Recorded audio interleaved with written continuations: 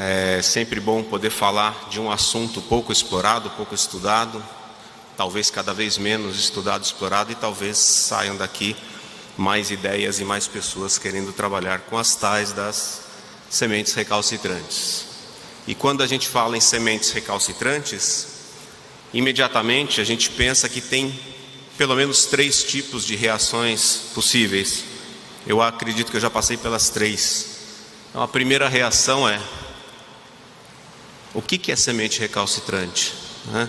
Agora mesmo estava conversando ali fora com a assessoria de imprensa, e a primeira pergunta que veio foi exatamente essa: o que é semente recalcitrante? Então, esse é um público. O outro público é aquele que trabalha com sementes, mas que não trabalha com sementes recalcitrantes, então está acostumado com uma outra realidade. E você tem um público que trabalha com sementes recalcitrantes, que muitas vezes é considerado como não muito normal, né? E alguns, inclusive, deve ter alguns estudantes de pós-graduação, resolvem colocar isso na sua dissertação e na sua tese, né?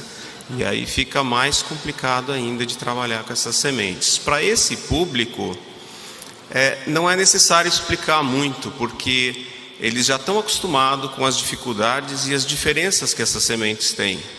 E para este público é relativamente tranquilo também de explicar, porque eles não carregam os conceitos clássicos das sementes ortodoxas. Um público bastante interessante é aquele que trabalha com sementes, mas com sementes de soja, de milho, de trigo, de feijão. Esse público normalmente tem bem enraizado vários conceitos que são considerados normais, mas que, se a gente pensar bem, são conceitos que envolvem uma semente que na verdade é um embrião encapsulado. Aquele embrião encapsulado que você seca, põe no armário e guarda por décadas, séculos, né? E esquece que às vezes esse embrião poderia ser outro, né? E que se a gente conseguisse dominar alguma técnica em relação a isso, talvez isso tivesse grandes consequências em outras áreas que não só das sementes. Então, uma questão que fica é: o recalcitrante é o que é exceção, é aquilo que é uma aberração. O ortodoxo é o clássico, mas no mundo biológico, na verdade, isso é uma inversão, né? É muito interessante estudar essas sementes, principalmente por causa disso. Bem, esse termo recalcitrante foi criado lá em 1973 pelo professor Roberts, porque ele precisava eliminar um grupo de sementes que não se comportava dentro dos padrões de armazenamento esperados, para que ele pudesse desenvolver as equações de previsibilidade, ou seja, quanto tempo eu posso prever que uma semente aguente em armazenamento.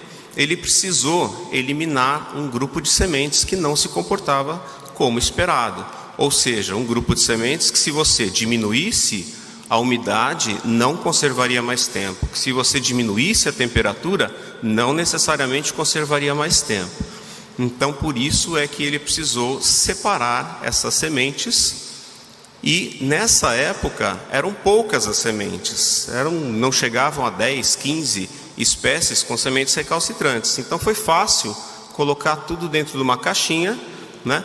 Mas algumas delas já tinham sido descobertas há 50 anos antes, né? Naquela época haviam poucas sementes, mas de lá para cá, muitas espécies foram sendo cada vez mais estudadas e mais espécies foram sendo conhecidas como tendo sementes recalcitrantes, inclusive algumas economicamente importantes, algumas utilizadas na agricultura, como é o caso do cacau, né, que todos conhecem, que oferece o chocolate, a manga, o abacate, a seringueira, que já foi dito aqui na abertura do congresso, a castanha, o pinhão, né, a néspera, a pitanga, uvaia, várias palmeiras, como o palmito jussara, por exemplo, e são exemplos que perto da hora do coffee break talvez atisse um pouquinho mais. Mas e o famoso ingá, que foi uma das primeiras espécies descritas com sementes recalcitrantes, e que também, para quem é da roça, sabe que é totalmente comestível, né? Então, apesar da importância dessas sementes, há grandes dificuldades no trabalho com esse material, o que muitas vezes faz com que as pessoas comecem a trabalhar com elas e logo desistam, né? Então é muito frequente que você veja grupos de sementes que começam a publicar 1, 2 ou 3 artigos na área e depois você não vê mais publicando. Por quê? Porque você precisa trabalhar muito rápido com essas sementes desde o campo.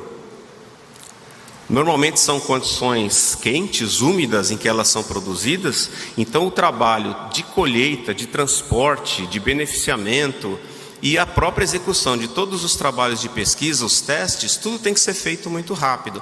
E mesmo assim, você ainda tem grandes variações. As sementes que se começam a perder 2, 3% de água, elas mudam completamente o comportamento. Então, às vezes, só no transporte desse material, ele já chega no laboratório numa condição não muito confiável. Isso gera imprecisão nos resultados, né? Heterogeneidade desses resultados, e essa velocidade de execução das atividades nem sempre é compatível com as condições de trabalho que se tem. Por exemplo, muitas vezes a distância em que você coleta esse material e a disponibilidade de um laboratório para trabalhá-las é suficiente para perder a viabilidade de pelo menos 20 a 30% desse material. Então, na verdade, o desenho para quem trabalha com elas talvez fosse diferente.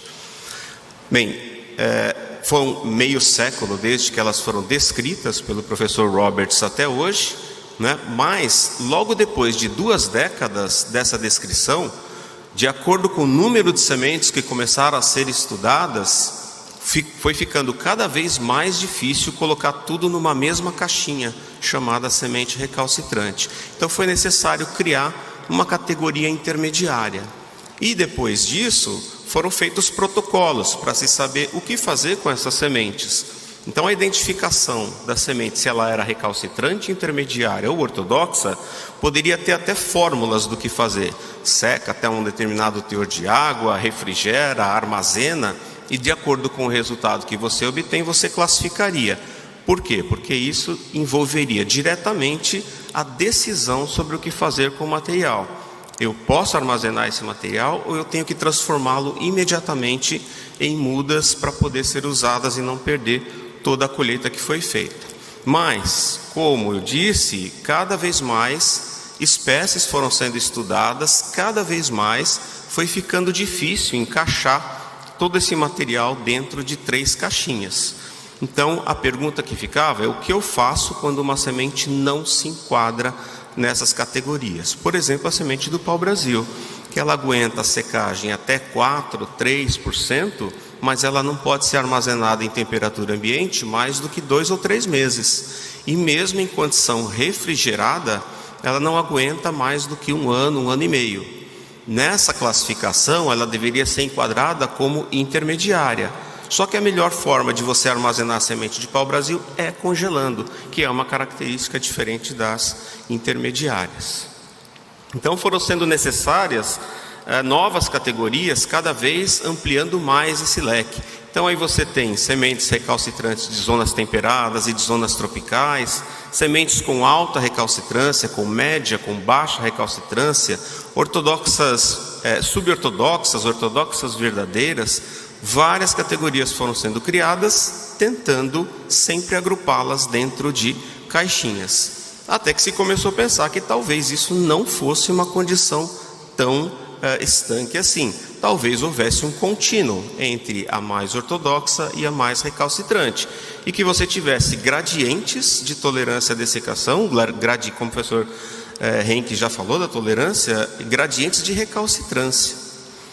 Agora, recentemente, em 2015, a doutora Cristina Walters publicou uma revisão sobre essa separação de ortodoxa, recalcitrante e as intermediárias, em que ela diz que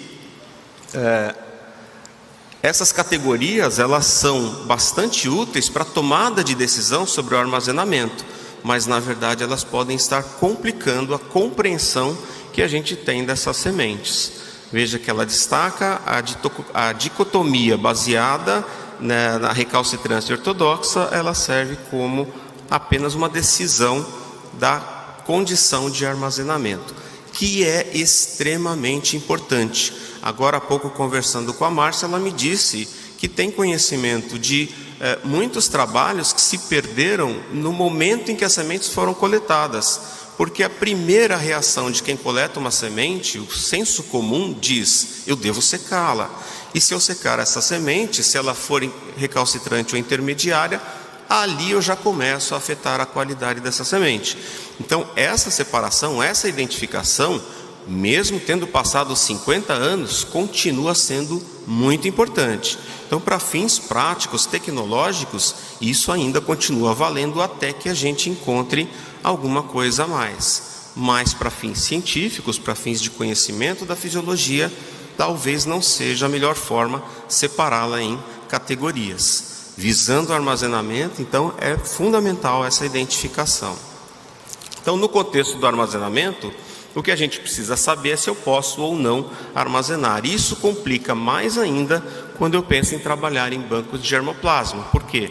Eu tenho que secar a teores de água extremamente baixos, por volta de 5%, e armazenar a menos 18 graus centígrados, ou às vezes até mais baixo do que isso. E que é, evidentemente, essas sementes, por serem extremamente úmidas e não tolerarem a secagem, não aguentariam esse congelamento também. Qualquer outro contexto, então, essa divisão é arbitrária. Então, no contexto do armazenamento, é importante identificar o comportamento ortodoxo e verificar o potencial para ampliar o período de armazenamento dessas sementes. Então, você tem vários trabalhos sendo feitos, inclusive no Brasil, classificando as sementes. Esse, por exemplo, um boletim dos colegas Medeiros e Miriam, que fizeram uma listagem de várias espécies com sementes recalcitrantes, ou mais recente, do grupo do colega Manuel, que em 67 espécies amazônicas identificaram várias que têm sementes recalcitrantes, né? Mas o problema continua sendo como ampliar o período de armazenamento dessas sementes. Essas sementes têm normalmente um teor de água elevado. A grande maioria delas não pode ter a sua umidade reduzida para valores inferiores a 20%. Isso é um dos mais baixos. Muitas espécies não podem ter o teor de água reduzido para menos de 35%, 40%. Ou seja, uma semente nesse estado, ela é metabolicamente ativa. Se ela está metabolicamente ativa e tem água disponível, ela vai seguir um dos dois caminhos: ou vai germinar ou vai se deteriorar. Como elas são extremamente úmidas, elas também são sensíveis à redução de temperatura. Não se pode pensar em congelar essas sementes. E com essa umidade elevada e não podendo reduzir a temperatura, eu começo evidentemente a ter problemas com micro-organismos. Então as tentativas para ampliar o armazenamento dessas sementes têm se voltado para essas práticas: tentar reduzir o máximo possível o teor de água, tentando atingir o que seria um teor crítico de água, dentro do princípio de que quanto menor o teor de água, mais fácil seria a conservação, menos ativo estaria o metabolismo dessas sementes. Então, em alguns casos isso funciona, como por exemplo aqui nas sementes de ingá, em que, se você verificar a secagem do primeiro para o segundo nível, do azul para o vermelho, para 49%, você vê que houve sim um benefício no armazenamento dessas sementes. Mas se você secar um pouco mais, baixando para 43%, embora você não tenha a variação inicial, você não tenha uma grande redução inicial na germinação, ou seja, ela tolerou até aquela secagem, mas durante o armazenamento houve um prejuízo muito grande. Aqui também, com uma outra espécie, que é a Eugenia involucrata, a cereja do Rio Grande, ela na primeira secagem já mostrou que não foi benéfico, porque embora inicialmente a germinação não tenha caído, mas com os primeiros meses de armazenamento já houve prejuízo. Ou seja, a história do teor crítico de água não é exatamente como se pensava no começo.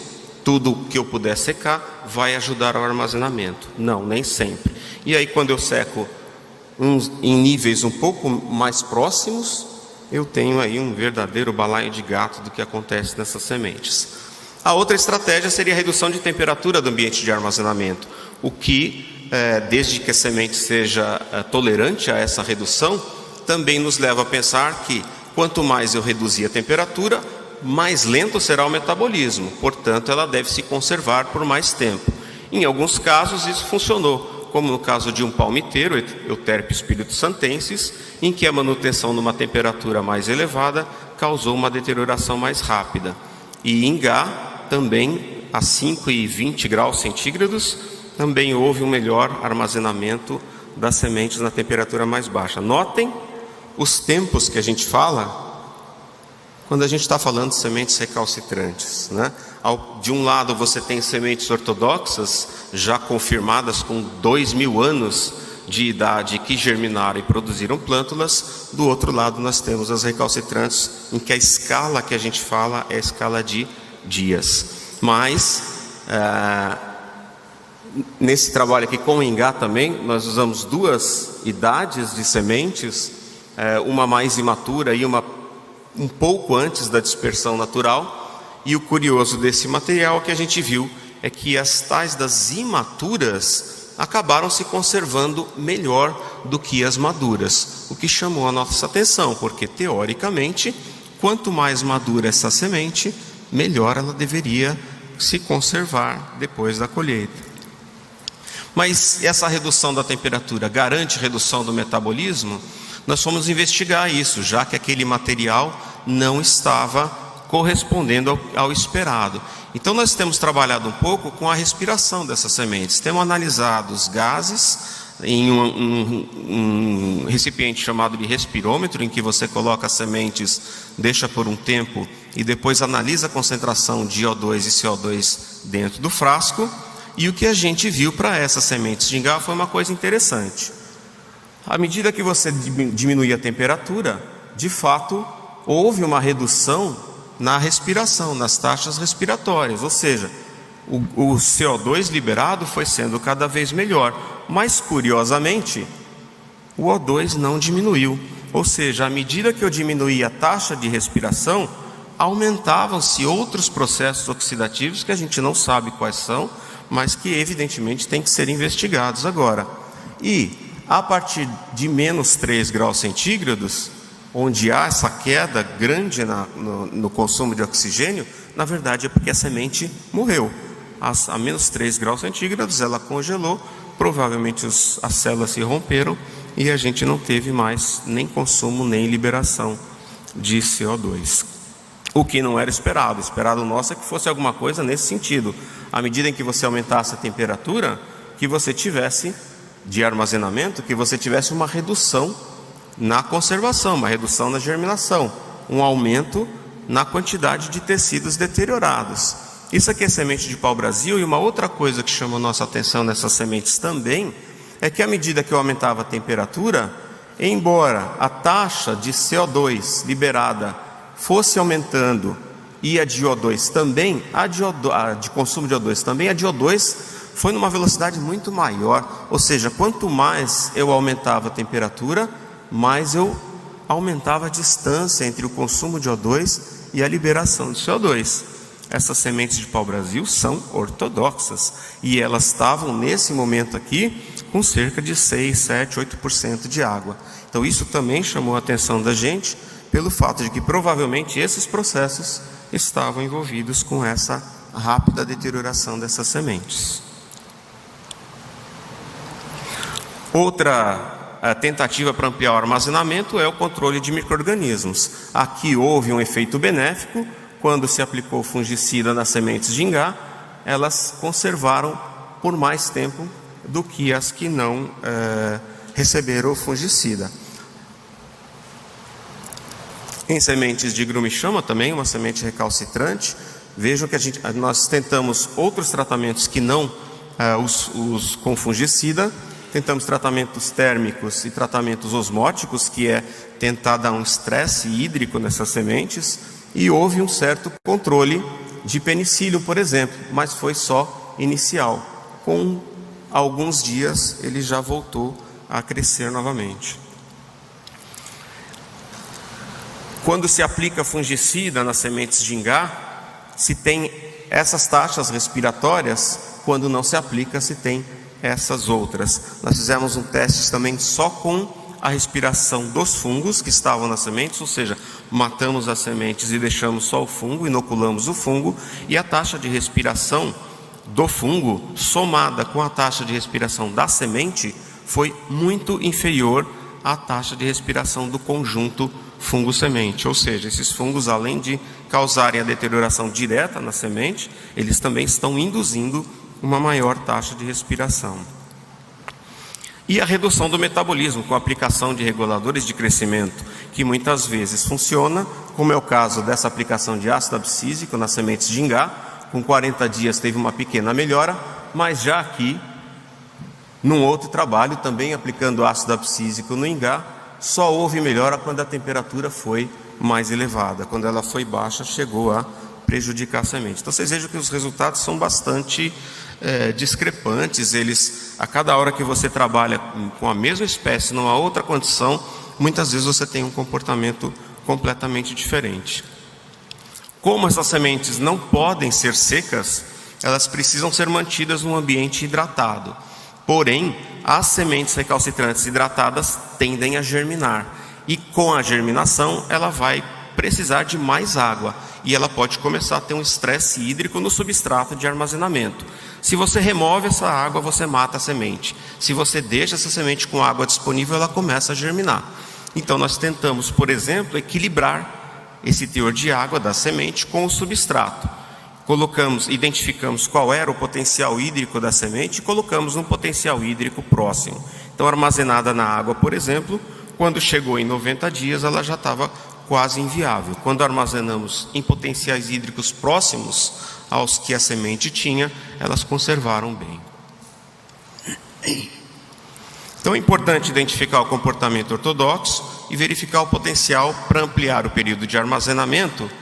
E você tem, em cima disso, diversos trabalhos com diversas espécies.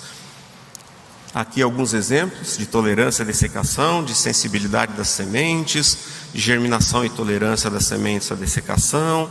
Vários trabalhos brasileiros que foram desenvolvidos nos últimos anos. De vez em quando você tem algum que foge um pouco dessas tentativas de classificar as sementes ou de tentar reduzir um pouco o teor de água ou de armazenar. Em alguns casos você tem estudo de maturação fisiológica. Esse eu acho que é um ponto importante e no final eu vou voltar a falar.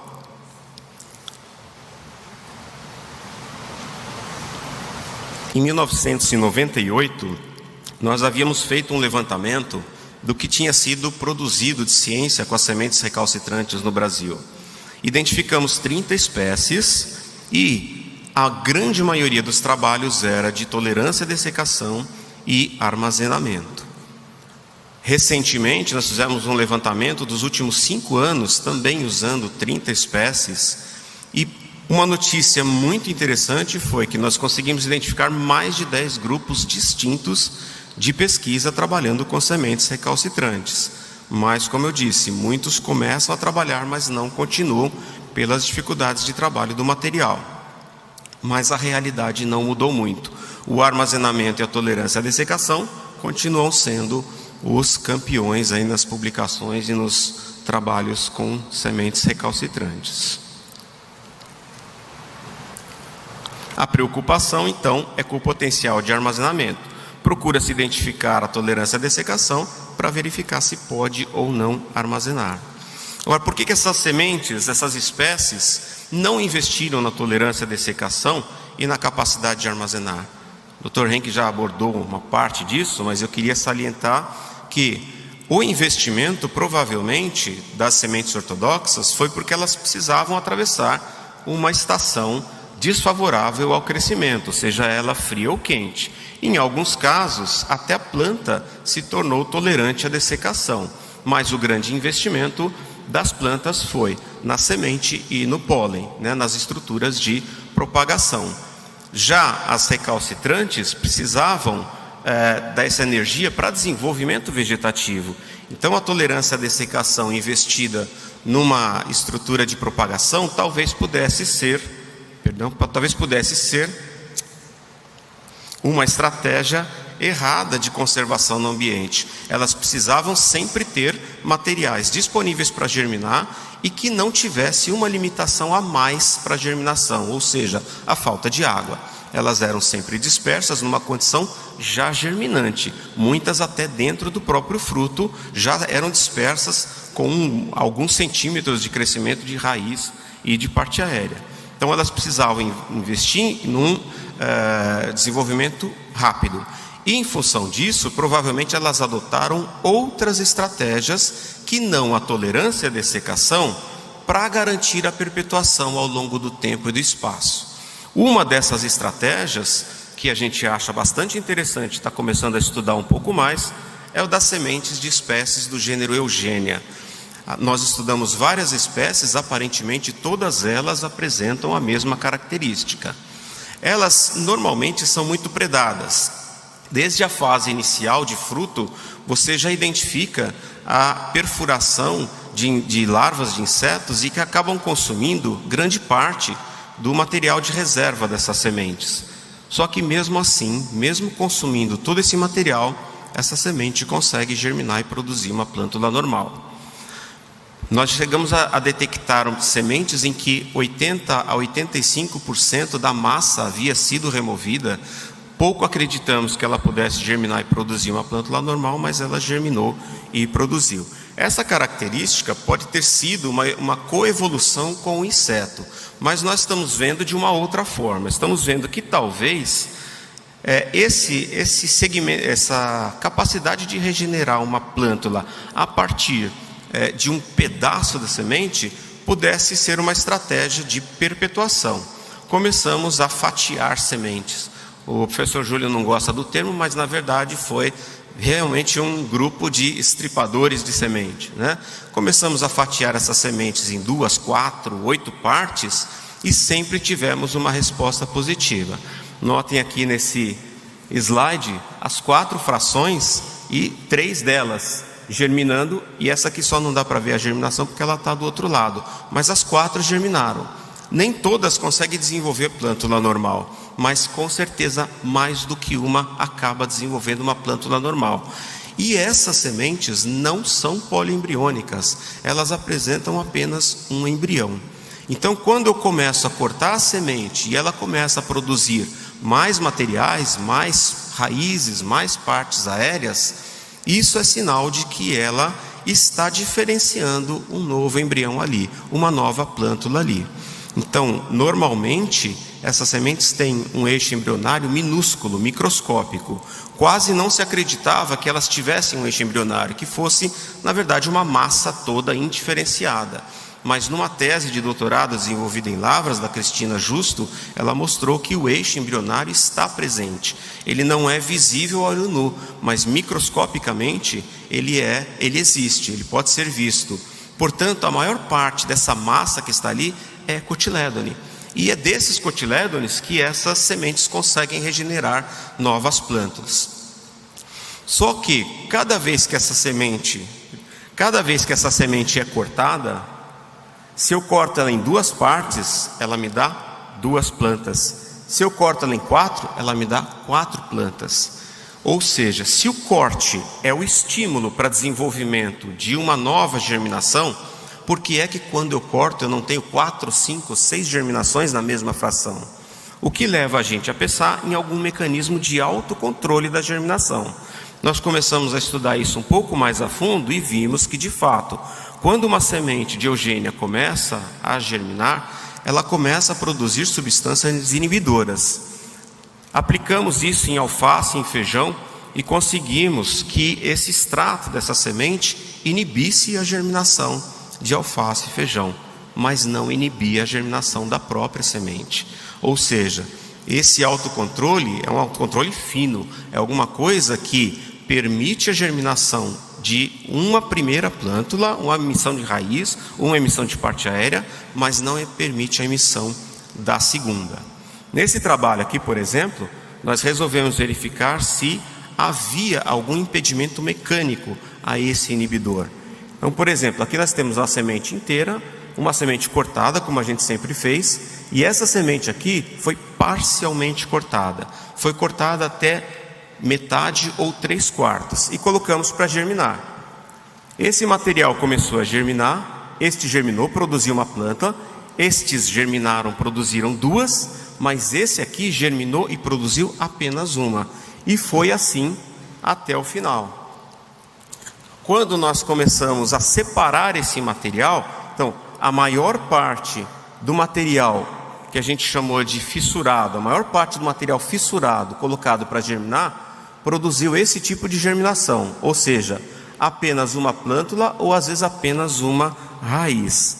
Deixamos esse material germinando e crescendo e, a partir de um certo ponto, separamos aquela fração que havia sido fissurada. Removemos aquele pedaço de um grupo e o outro nós continuamos deixando germinar. Curiosamente, aquela fração que foi removida começou a germinar, mostrando que existia de fato algum mecanismo de autocontrole da germinação. Quando uma primeira começa a germinar, há imediatamente a inibição de uma segunda germinação.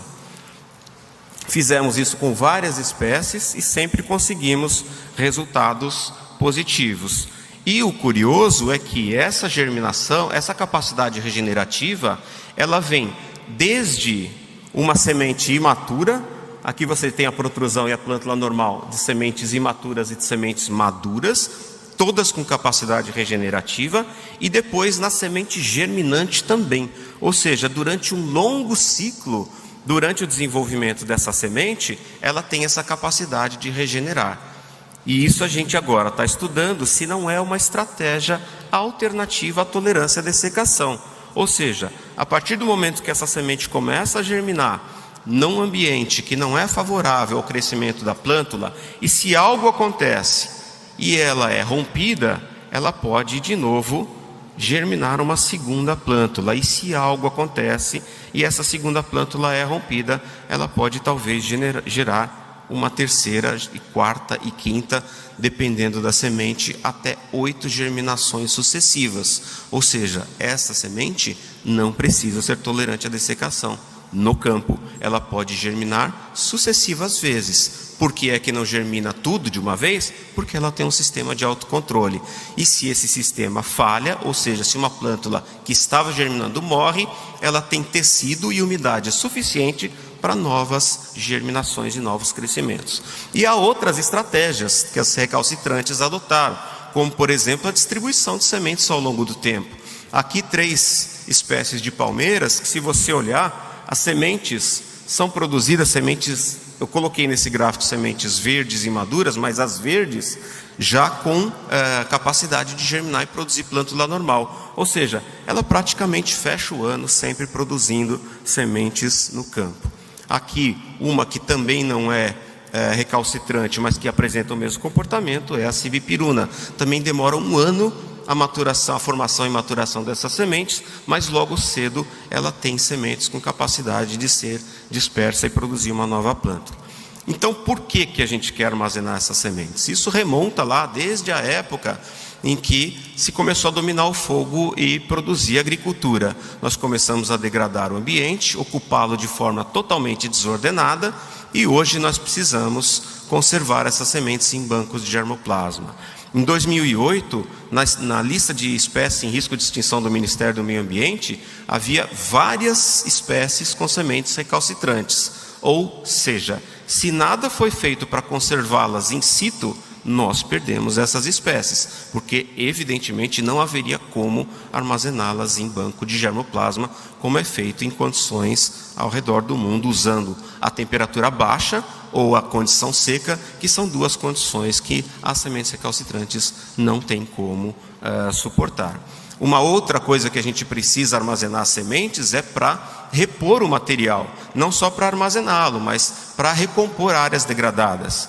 Daqui a 2 meses nós temos um evento lá no Instituto de Botânica que vai discutir mais coisas sobre a restauração ecológica. Mas um dos pontos que sempre é recorrente nesse evento é que falta sementes com condições de serem pelo menos transportadas para locais onde elas têm que recompor vegetação.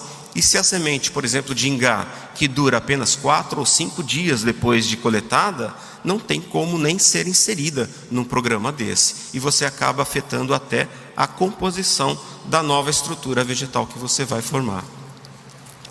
Então, a conservação in situ seria ideal, mas a ex situ, que é uma obrigação nossa de repor o que a gente já degradou, ela é feita com indivíduos, no caso de jardins botânicos, arboretos, frações de indivíduos, como explantes in vitro e as próprias sementes, ou frações de indivíduos, como é o caso de embriões e eixos embrionários.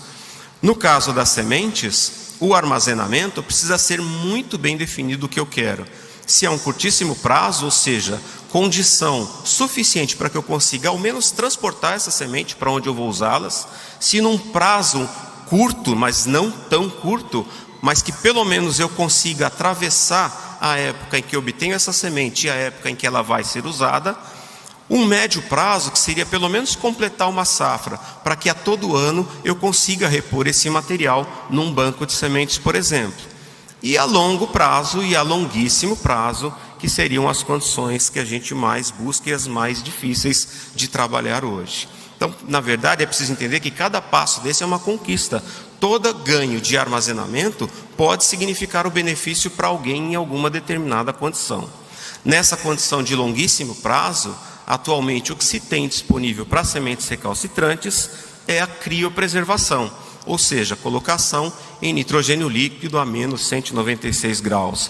E se usam frações de sementes, embriões em eixos embrionários, porque normalmente as sementes recalcitrantes são grandes, são muito úmidas, são metabolicamente ativas, e quando você vai fazer o congelamento do material desse, normalmente você tem prejuízo, você tem morte de alguns tecidos.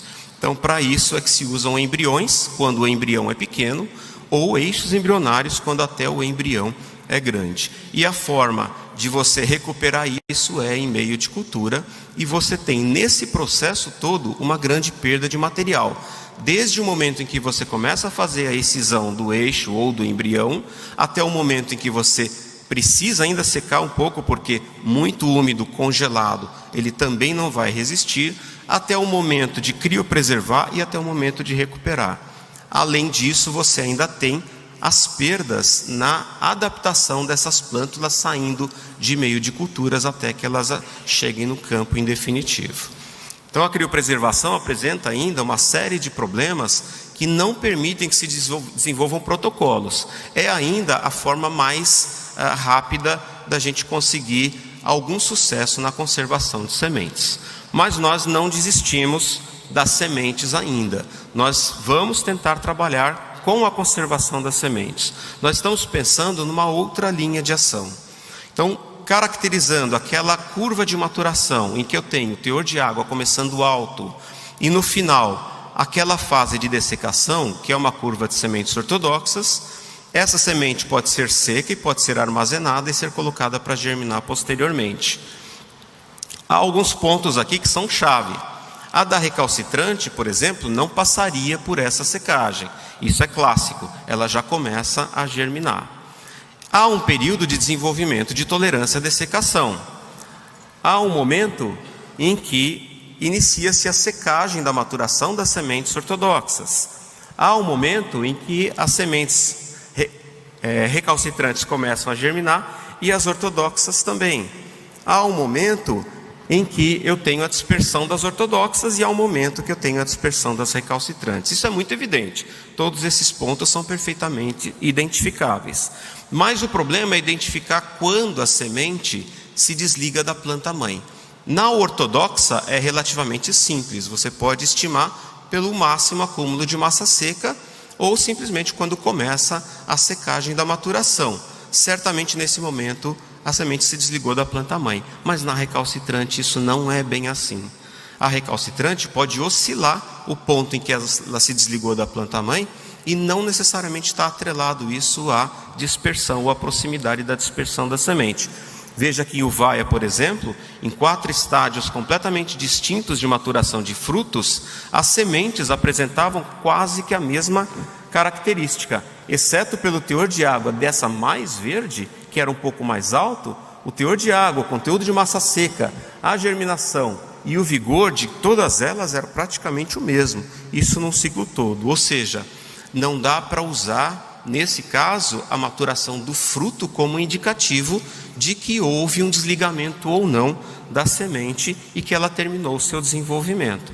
Então, pensando nesse sistema aqui, por exemplo, de que a recalcitrante começa a germinar no momento em que se desliga da planta-mãe, nesse trabalho foram coletados 4 estágios diferentes de frutos de ingá, sendo que esse aqui é o pré-dispersão, ou seja, esse aqui ainda estava ligado na planta-mãe, mas ele já estava com as sementes bem desenvolvidas.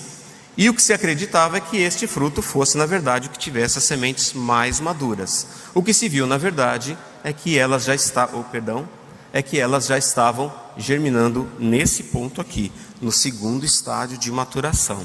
Então, em função disso, nós estamos elaborando uma hipótese de que o grau de recalcitrância de uma semente pode ser determinado pelo quanto essa semente avançou no processo de maturação.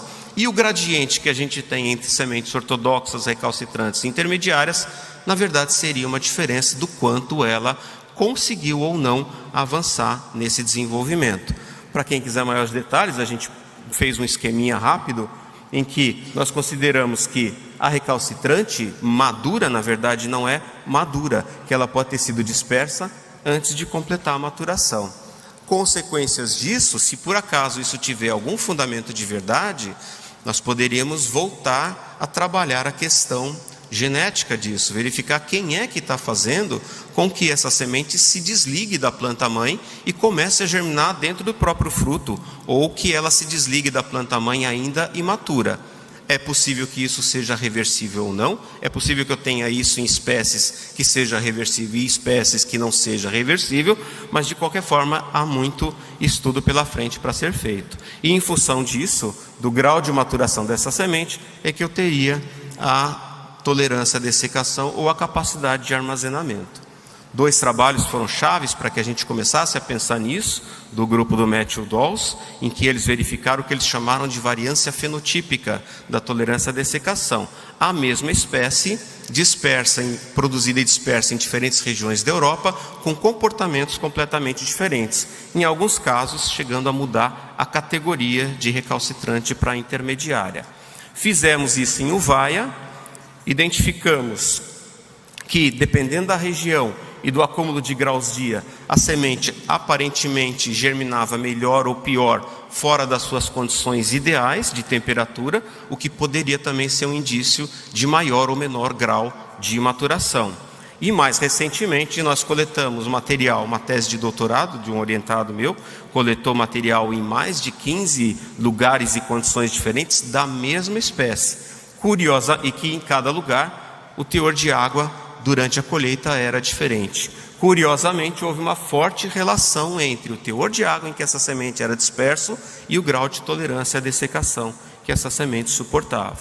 E começamos a testar, então, as sementes ortodoxas nas suas fases imaturas. E no caso do pau-brasil que eu havia comentado, ele provavelmente estaria num ponto próximo ao da ortodoxa, mas ainda não completamente desenvolvida a capacidade de armazenamento, que, como foi mostrado aqui, é a última a ser adquirida no processo de maturação.